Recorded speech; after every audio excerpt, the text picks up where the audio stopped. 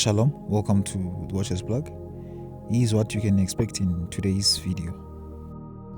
So things that you're waiting for him to speak, you might as well go ahead and speak them. Preach it, Father. Can I get to a level where I speak and I hear God speak to me and I say, I heard God? Prophet Makandiwa also went on to say this. We are not just dealing with the spoken word. We are dealing with a spoken spirit. Your mother, what she said was a spirit. If a word is spoken right here, right now, there is need for a spirit to be present. So if you are sitting down waiting for God to intervene, you're wasting your time, because God, as far as the Bible is concerned, He did everything for you. He can't come for the second time from heaven. He already came through His Son Jesus. He came, lived among us. We beheld His glory, full of grace and truth. He was on earth, Jesus Christ died and went to heaven. Shalom. Today in this video, we're going to be watching as prophets Emmanuel Makandiwa and Prophet Shepherd Bushiri were teaching on a very similar related topic. Prophet Emmanuel Makandiwa was teaching and saying that every word that is spoken has power, and every word that is spoken is backed up by a spirit. And then later on in the video, we see as Prophet Shepherd Bushiri, as he teaches and he says a statement that most people will find to be maybe heretic or controversial to the beliefs of most Christians. He says that he doesn't wait on God for anything. Now let's watch his Prophet Emmanuel Makandiwa teaches, and then soon after that we'll watch his Prophet Shepherd Bushiri teaches. Is this practical?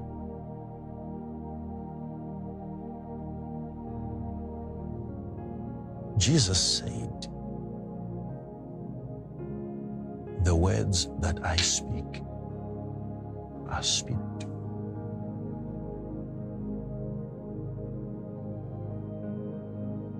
I didn't know that. I didn't know that.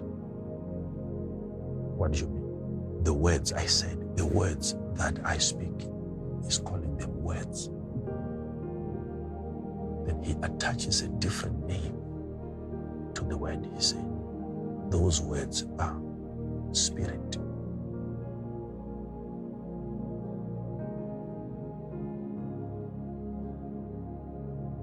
So when you're dealing with a spoken word, let's leave Jesus just for a moment here. If the word was spoken by your forefather, it is high time today you realize that it was a spirit spoken. Dealing with words, you are dealing with spirits.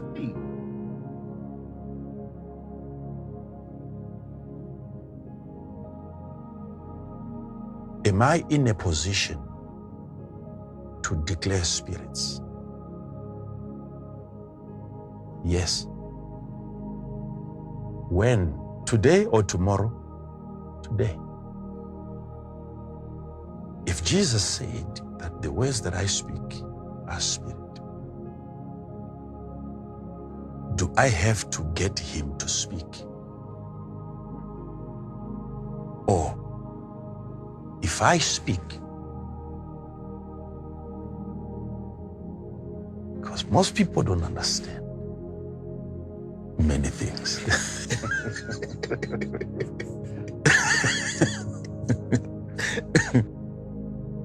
Woo!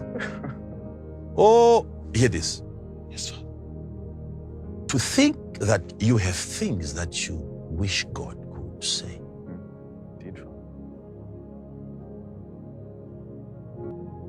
You are wishing if I can get him to say. But if this Jesus who said the words that I speak are spirit, if the same, if I'm one spirit with him, and he's in me, and I'm in him, one.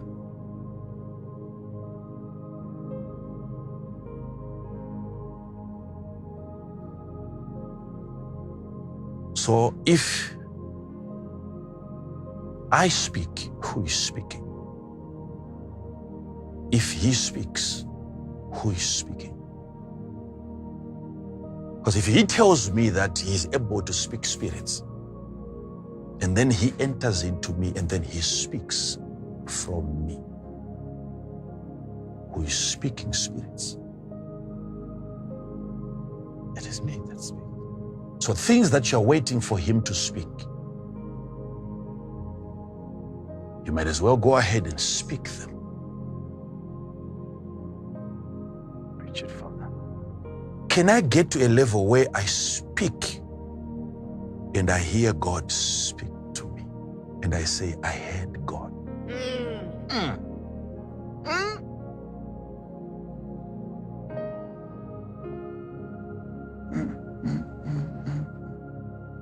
Can you hear yourself and still be hearing God speak?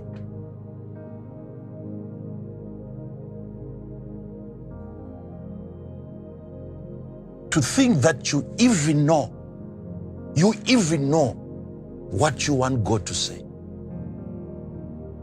To think that you even know the things that you want God to say. How do you get to that point of knowing if you don't have a right to speak those things? That knowing is by God's intelligence. It means also you have God's utterances. You know what you want him to say, and where is he? He's in you. He's in me. So if I look at you, Jesus is looking at you, and then if I'm to speak, Jesus himself is speaking. This kind of confidence in God is what puts me in a lot of problems. I know where my problems are coming from, my troubles are coming from. Too much confidence in this God. I know my position in him. Yes. And I know where God is placed within me.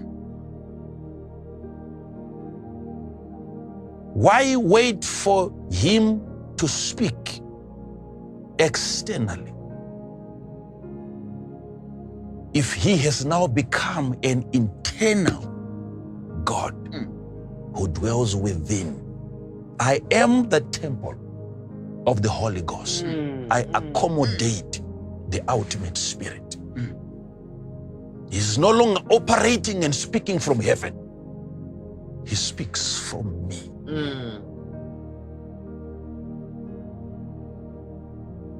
So,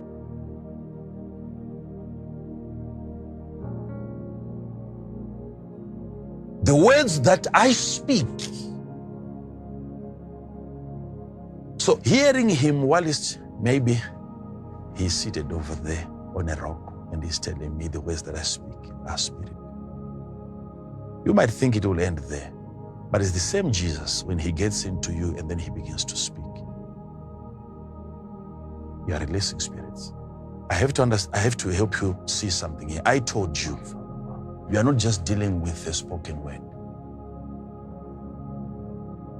You are dealing with a spoken spirit.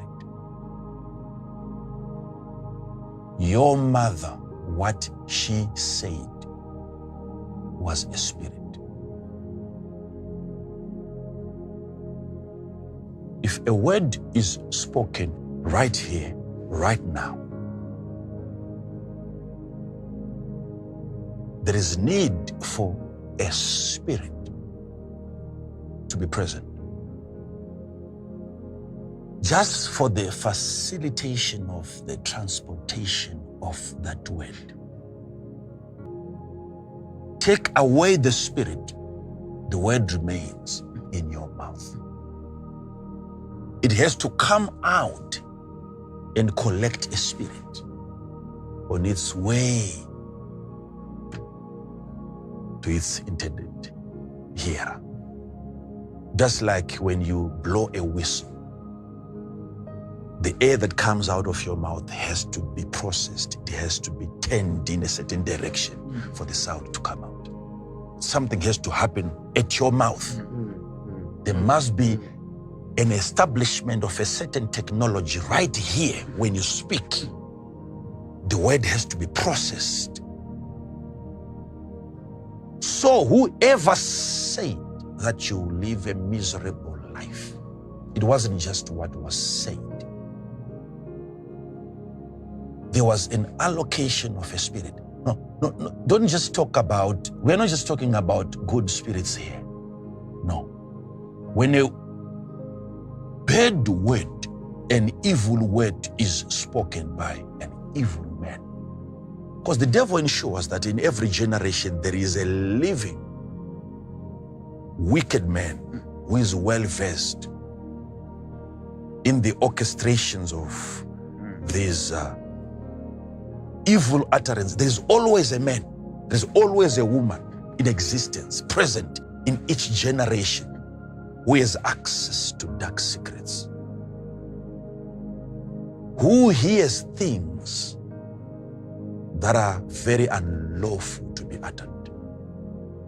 And they transport conversations which are not meant for this environment. Paul was smart enough to know that the things that I heard there are unlawful for a man to utter in this dimension. But I'm saying in each generation, there are people who have access to secret arts. And they enter into realms and conversations that are taking place there are supposed to be kept there. And these people have a way of bringing those utterances to us. And the word is declared over you. And because of that one word spoken by somebody,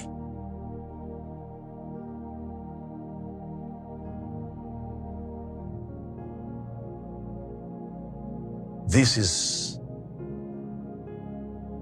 now the result.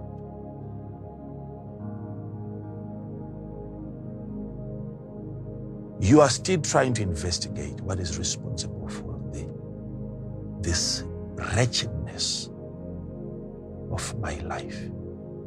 A word was spoken. And when an evil word is spoken,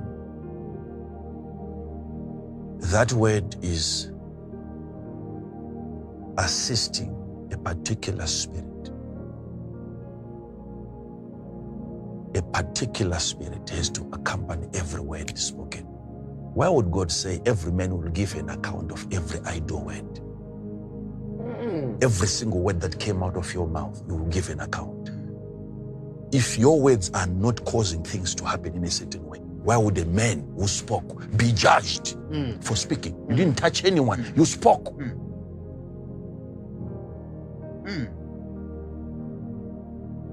When someone says that you will live a confused life, and then confusion starts happening in your life, you are so sure that if you are to make a choice every time, your choice is wrong. It's not just the word that was spoken that you will live a confused life, but a spirit called confusion was then attached to that utterance. The words that are being spoken are spirit. Spirit. Spirit. Dealing with words, you are dealing with a spirit.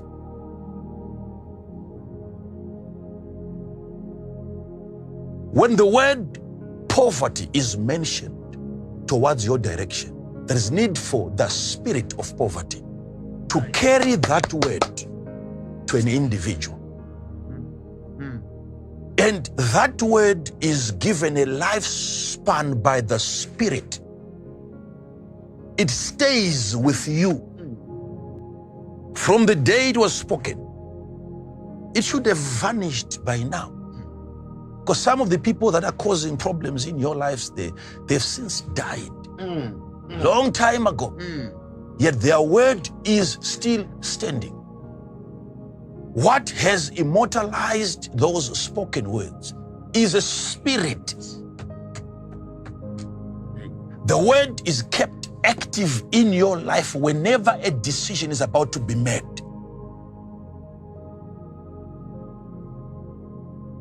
A spirit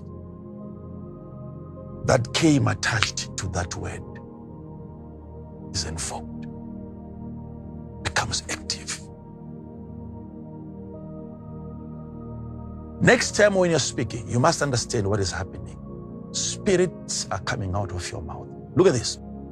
Because some of you, you are sending God to do an assignment that He has sent you to do. We Christians, we believe we are in this to make God do some things. And we think that's humility. That is the highest level of pride. Where you come in as a servant and you want the king to serve you. Something wrong with our definition of humility. We are in this to do the work. Now let's watch as Prophet Bushiri was teaching. If you've watched this video this far, please remember to subscribe to the channel so that you are notified whenever we upload such content. Stay blessed. Shalom.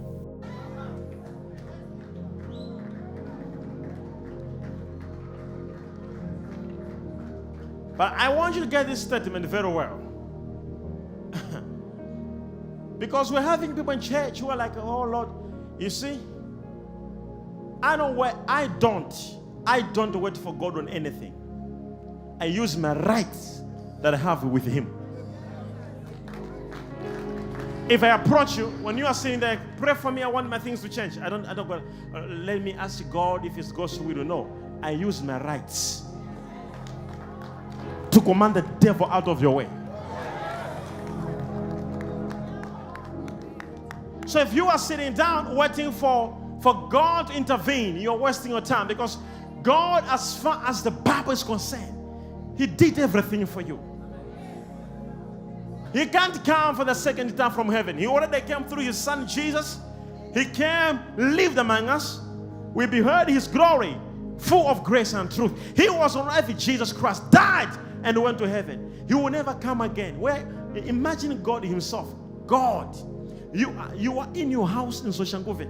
Oh, Father, come down, intervene. Oh, you think God in heaven, you believe in His throne.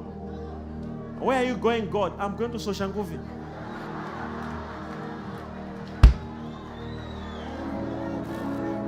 Why? Angels are asking why? Because there's a lady there, her boyfriend is mistreating her. How? He's not answering his phone calls. Are you serious? God will never come from heaven. He will never, and He has never done that.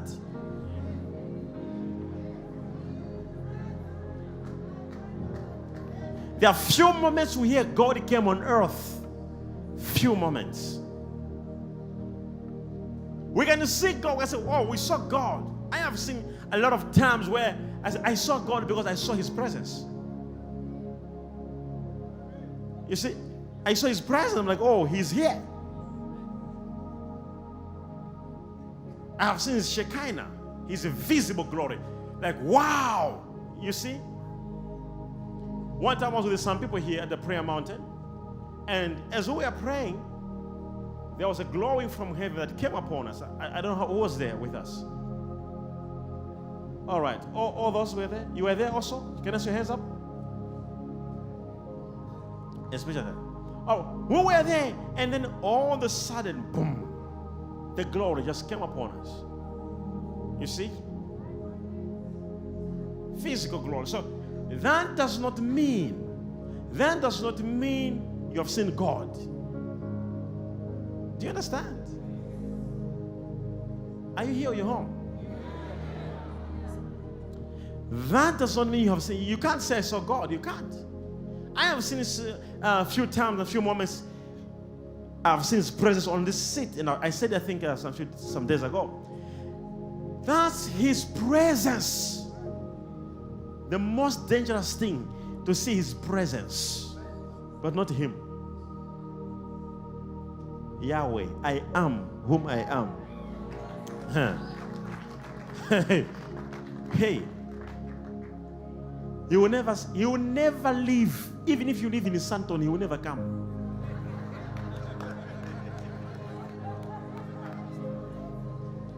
I know, hey, He has to come because I live in Manaba stand. He will never.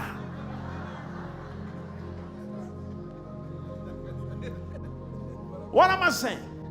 God finished the work. What else do you want? He sent Jesus to die on the cross for our sins. Defeated Satan. And He gave us the authority. He gave us the rights. The rights that Jesus had, He gave you. Because it was only Jesus who was a child of God. He was the only one, and the Bible calls Him, He is our firstborn. He is the firstborn in the family. So now, the rights that He had to command sickness to go, to command demons to go, He took those rights and He gave you. So what else do you want? What else are you waiting for? And God is like, really? I gave them the rights my son had. But you're still there, waiting for God to come down and bring something. Tonight, we are not doing that. Tonight, we are getting anything we need because we have a right to become rich. We have a right. Oh, my goodness. If you are hearing me, shout yes.